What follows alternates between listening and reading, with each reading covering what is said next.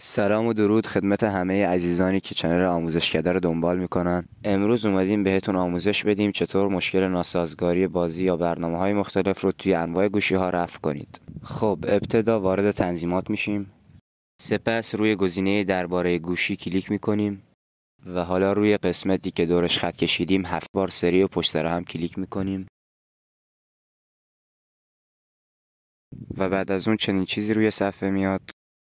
و حالا از قسمت درباره گوشی در میایم و توی قسمت جستجوی تنظیمات سرچ میکنیم توسعه و روی قسمت گزینه‌های توسعه دهنده کلیک میکنیم و حالا تا ته میایم پایین. زمانی که به آخر لیست رسیدیم روی قسمتی که دورش خط کشیدیم 4 بار کلیک میکنیم و حالا پایین صفحه یک گزینه اضافه شد که دورش خط کشیدیم. حالا این گزینه رو لغو میکنیم. حالا چنین صفحه میاد که بعد از 5 ثانیه پذیرفتن را میزنیم.